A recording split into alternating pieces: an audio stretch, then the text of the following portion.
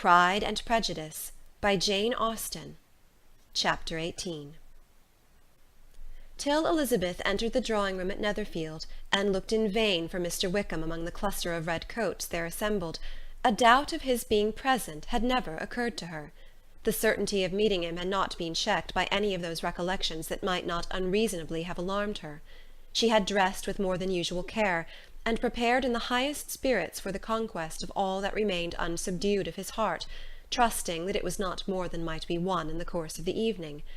But in an instant rose the dreadful suspicion of his being purposely omitted for Mr. Darcy's pleasure in the Bingleys' invitation to the officers, and though this was not exactly the case, the absolute fact of his absence was pronounced by his friend Denny, to whom Lydia eagerly applied, and who told them that Wickham had been obliged to go to town on business the day before, and was not yet returned, adding, with a significant smile, "I do not imagine his business would have called him away just now, if he had not wanted to avoid a certain gentleman here."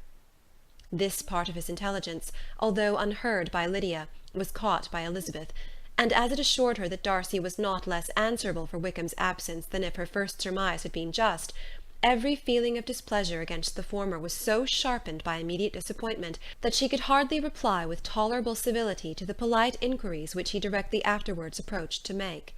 Attendance, forbearance, patience with Darcy, was injury to Wickham.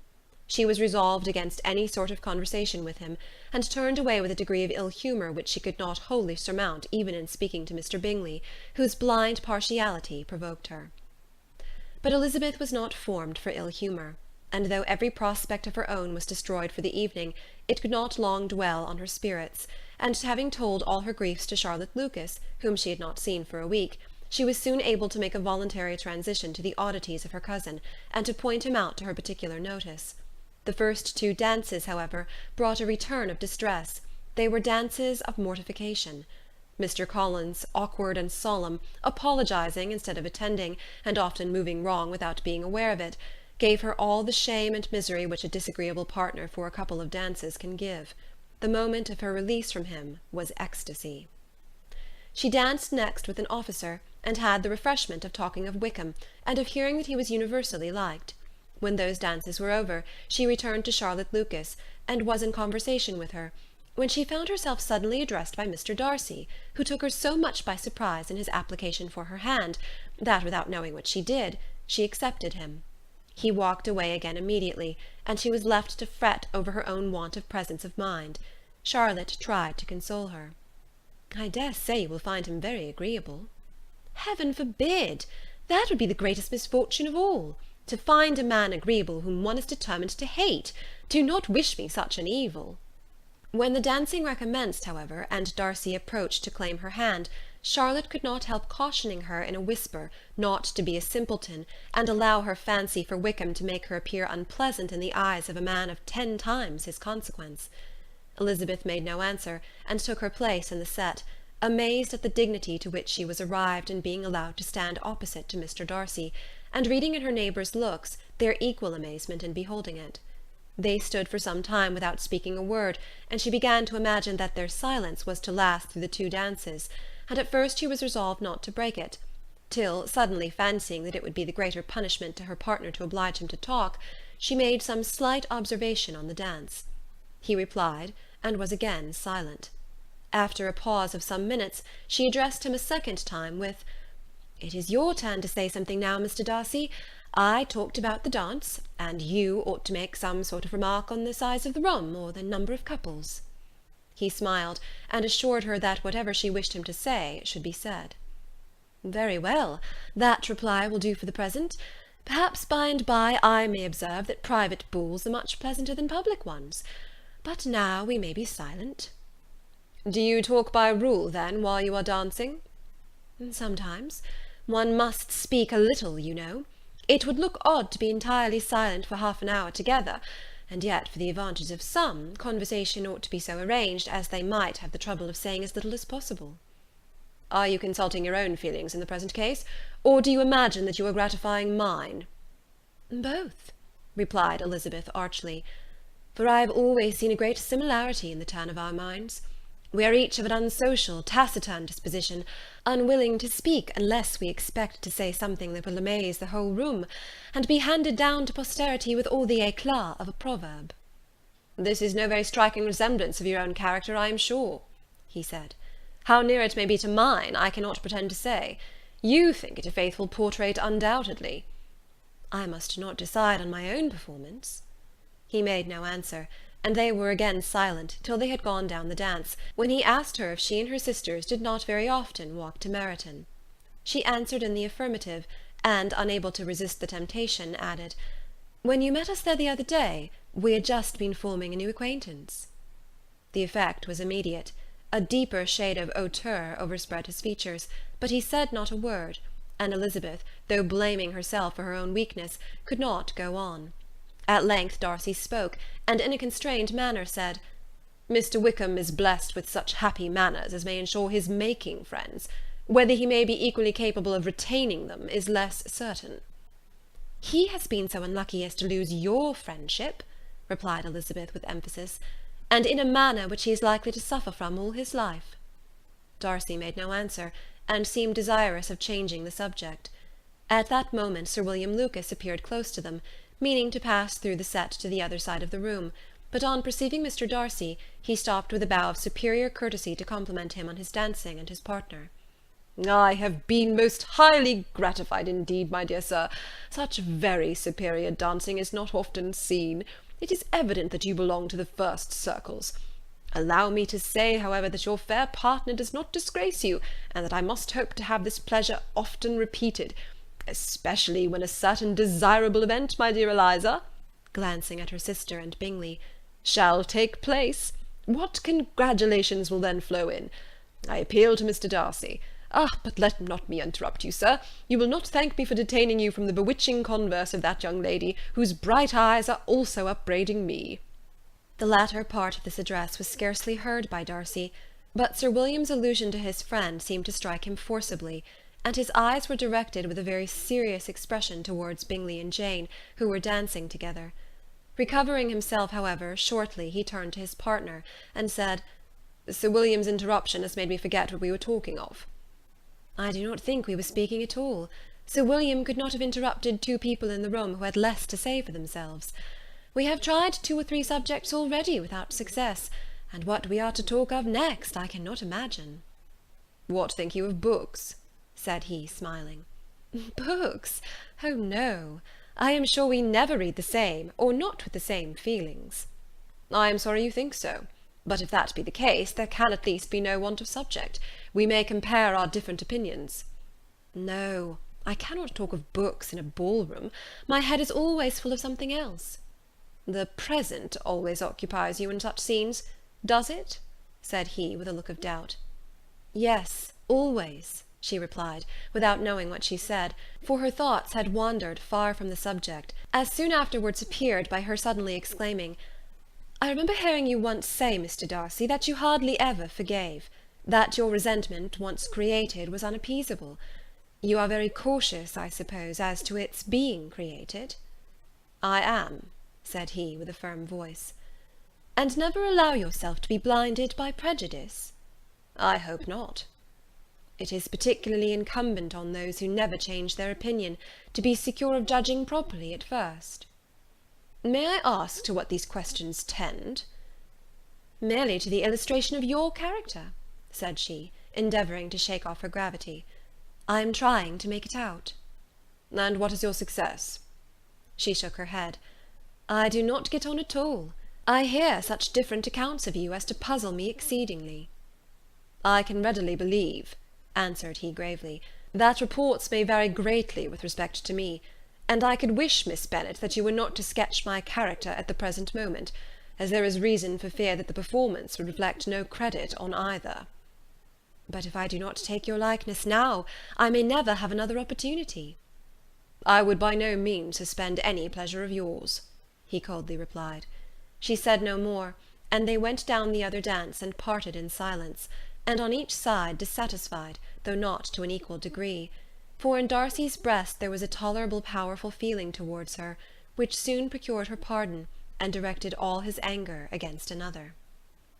They had not long separated, when Miss Bingley came towards her, and with an expression of civil disdain accosted her. "So, Miss Eliza, I hear you are quite delighted with George Wickham.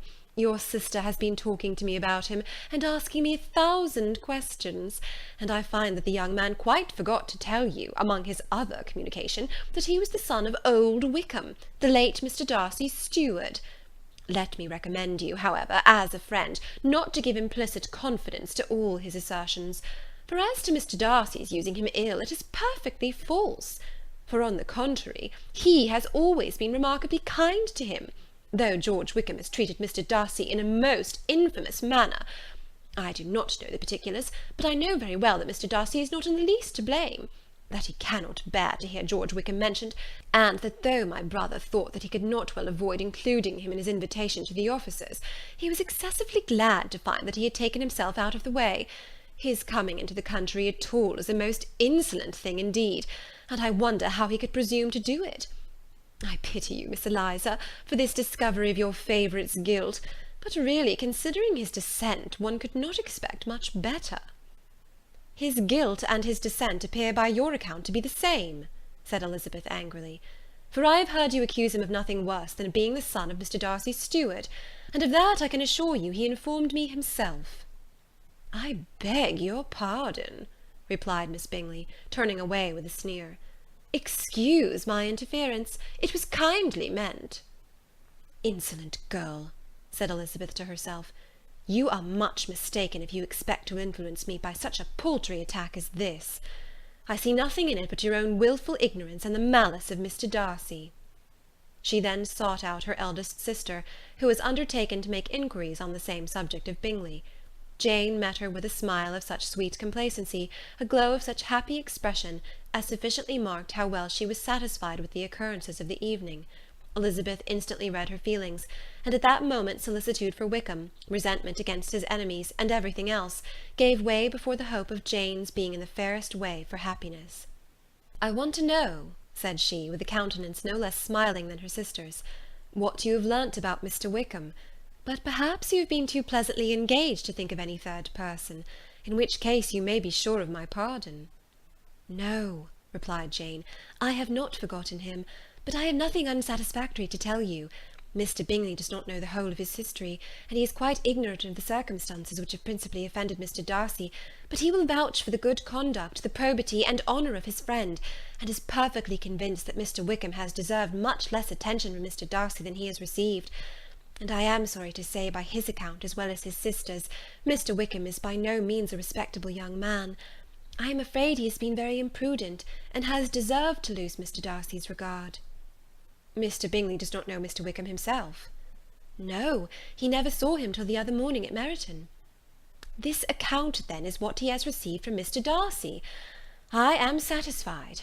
But what does he say of the living?" "He does not exactly recollect the circumstances, though he has heard them from Mr. Darcy more than once, but believes that it was left to him conditionally only."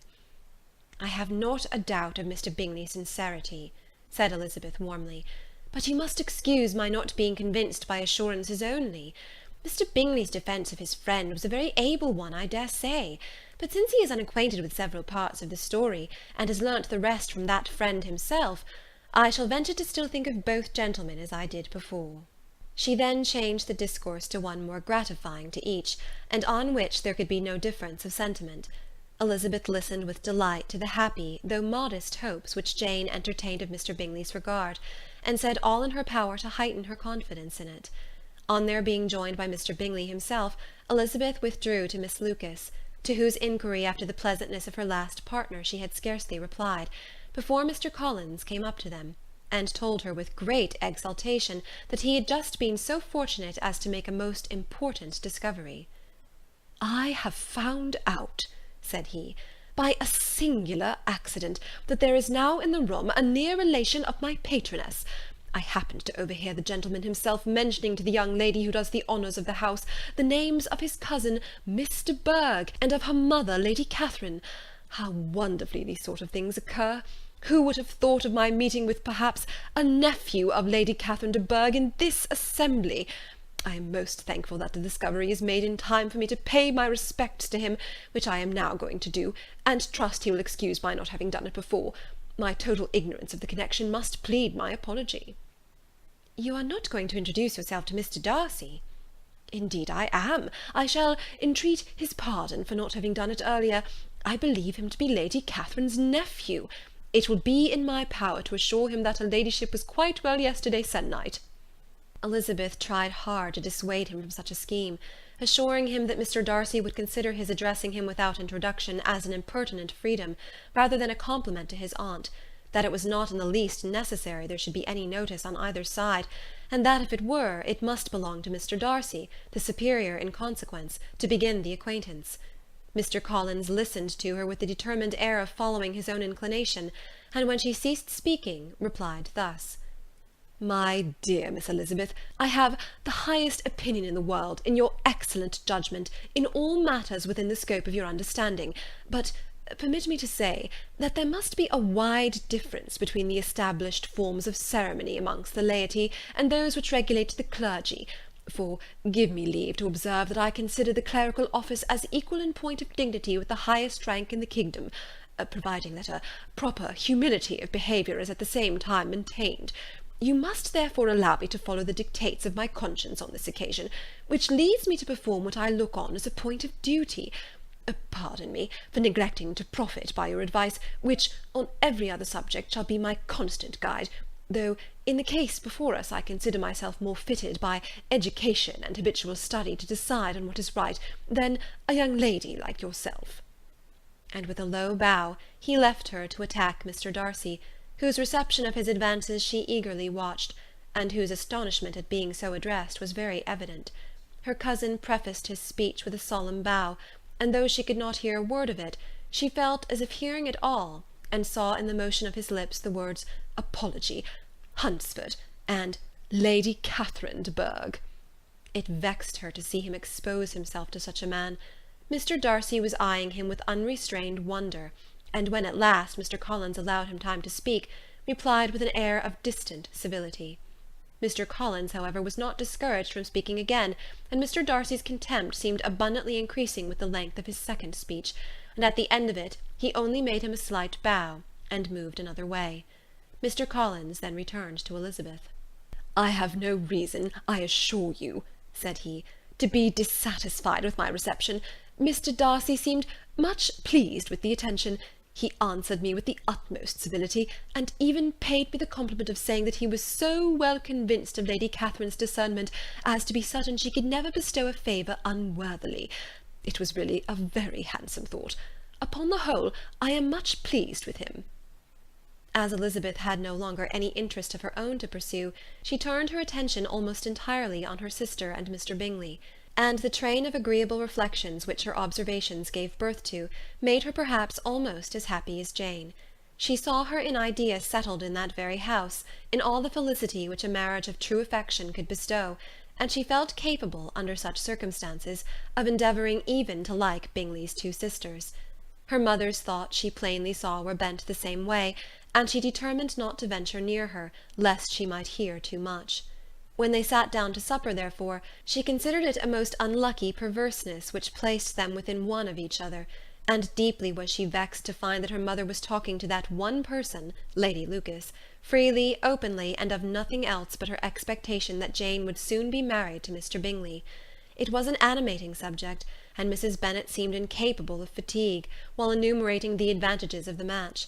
His being such a charming young man, and so rich, and living but 3 miles from them, were the first points of self-gratulation, and then it was such a comfort to think how fond the two sisters were of Jane, and to be certain that they must desire the connection as much as she could do. It was, moreover, such a promising thing for her younger daughters, as Jane's marrying so greatly must throw them in the way of other rich men. And lastly, it was so pleasant at her time of life to be able to consign her single daughters to the care of their sister, that she might not be obliged to go into company more than she liked. It was necessary to make this circumstance a matter of pleasure, because on such occasions it is the etiquette, but no one was less likely than Mrs. Bennet to find comfort in staying home at any period of her life. She concluded with many good wishes that Lady Lucas might soon be equally fortunate, though evidently and triumphantly believing there was no chance of it. In vain did Elizabeth endeavour to check the rapidity of her mother's words, or persuade her to describe her felicity in a less audible whisper, for, to her inexpressible vexation, she could perceive that the chief of it was overheard by Mr. Darcy, who sat opposite to them. Her mother only scolded her for being nonsensical. "What is Mr. Darcy to me, pray, that I should be afraid of him? I am sure we owe him no such particular civility, as to be obliged to say nothing he may not like to hear." "For heaven's sake, madam, speak lower. What advantage can it be for you to offend Mr. Darcy? You will never recommend yourself to his friend by so doing." Nothing that she could say, however, had any influence. Her mother would talk of her views in the same intelligible tone. Elizabeth blushed and blushed again with shame and vexation. She could not help frequently glancing her eye at Mr. Darcy, though every glance convinced her of what she dreaded, for though he was not always looking at her mother, she was convinced that his attention was invariably fixed on her. The expression of his face changed gradually from indignant contempt to a composed and steady gravity. At length, however, Mrs. Bennet had no more to say, and Lady Lucas, who had been long yawning at the repetition of delights which she saw no likelihood of sharing, was left to the comforts of cold ham and chicken. Elizabeth now began to revive, but not long was the interval of tranquillity, for when supper was over, singing was talked of, and she had the mortification of seeing Mary, after very little entreaty, preparing to oblige the company. By many significant looks and silent entreaties did she endeavour to prevent such a proof of complaisance, but in vain. Mary would not understand them. Such an opportunity of exhibiting was delightful to her, and she began her song. Elizabeth's eyes were fixed on her with most painful sensations, and she watched her progress through the several stanzas with an impatience which was very ill rewarded at their close. For Mary, on receiving, amongst the thanks of the table, the hint of a hope that she might be prevailed on to favour them again, after the pause of half a minute, began another. Mary's powers were by no means fitted for such a display. Her voice was weak, and her manner affected. Elizabeth was in agonies. She looked at Jane, to see how she bore it, but Jane was very composedly talking to Bingley. She looked at his two sisters, and saw them making signs of derision at each other, and at Darcy, who continued, however, imperturbably grave. She looked at her father to entreat his interference, lest Mary should be singing all night. He took the hint, and when Mary had finished her second song, said aloud, "That will do extremely well, child. You have delighted us long enough. Let the other young ladies have time to exhibit." Mary, though pretending not to hear, was somewhat disconcerted, and Elizabeth, sorry for her, and sorry for her father's speech, was afraid her anxiety had done no good. Others of the party were now applied to. "If I," said Mr. Collins, "was so fortunate as to be able to sing, I should have great pleasure, I am sure, in obliging the company with an air, for I consider music as a very innocent diversion, and perfectly compatible with the profession of a clergyman. I do not mean, however, to assert that we can be justified in devoting too much of our time to music, for there are certainly other things to be attended to. The rector of a parish has much to do. In the first place, he must make such an agreement for tithes as may be beneficial to himself, and not offensive to his patron. He must write his own sermons, and the time that remains will not be too much for his parish duties, and the care and improvement of his dwelling, which he cannot be excused from making as comfortable as possible, and I do not think it of light importance that he should have attentive and conciliatory manner towards everybody, especially towards those to whom he owes his preferment. I cannot acquit him of that duty, nor could I think well of the man who should omit an occasion of testifying his respect towards anybody connected with the family." And with a bow to Mr. Darcy, he concluded his speech, which had been spoken so loud as to be heard by half the room. Many stared, many smiled, but no one looked more amused than Mr. Bennet himself, while his wife seriously commended Mr. Collins for having spoken so sensibly, and observed in a half-whisper to Lady Lucas that he was a remarkably clever, good kind of young man. To Elizabeth it appeared that, had her family made an agreement to expose themselves as much as they could during the evening, it would have been impossible for them to play their parts with more spirit or finer success, and happy did she think it for Bingley and her sister that some of the exhibition had escaped his notice, and that his feelings were not of a sort to be much distressed by the folly which he must have witnessed. That his two sisters and Mr. Darcy, however, should have such an opportunity of ridiculing her relations was bad enough, and she could not determine whether the silent contempt of the gentlemen or the insolent smiles of the ladies were more intolerable. The rest of the evening brought her little amusement. She was teased by Mr. Collins, who continued most perseveringly by her side, and though he could not prevail on her to dance with him again, put it out of her power to dance with others. In vain did she entreat him to stand up with somebody else, and offer to introduce him to any young lady in the room. He assured her that as to dancing, he was perfectly indifferent to it, that his chief object was by delicate attentions to recommend himself to her, and that he should therefore make a point of remaining close to her the whole evening. There was no arguing upon such a project. She owed her greatest relief to her friend Miss Lucas, who often joined them, and good-naturedly engaged Mr. Collins' conversation to herself. She was at least free from the offence of Mr. Darcy's further notice. Though often standing within a very short distance of her, quite disengaged, he never came near enough to speak. She felt it to be the probable consequence of her allusions to Mr. Wickham, and rejoiced in it. The Longbourn party were the last of all the company to depart, and by a manoeuvre of Mrs. Bennet had to wait for their carriage a quarter of an hour after everybody else was gone, which gave them time to see how heartily they were wished away by some of the family. Mrs. Hurst and her sister scarcely opened their mouths, except to complain of fatigue, and were evidently impatient to have the house to themselves. They repulsed every attempt of Mrs. Bennet at conversation, and by doing so threw a languor over the whole party, which was very little relieved by the long speeches of Mr. Collins, who was complimenting Mr. Bingley and his sisters on the elegance of their entertainment, and the hospitality and politeness which had marked their behaviour to their guests. Darcy said nothing at all.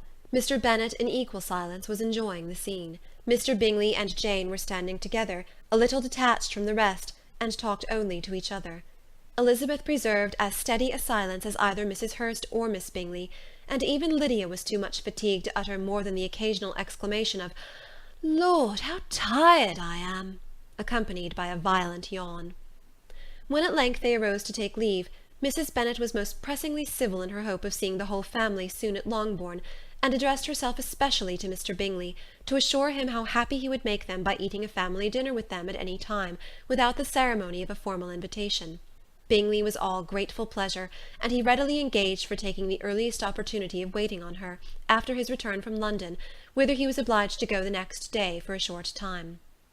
Mrs. Bennet was perfectly satisfied, and quitted the house under the delightful persuasion that, allowing for the necessary preparation of settlements, new carriages, and wedding clothes, she should undoubtedly see her daughter settled at Netherfield in the course of 3 or 4 months.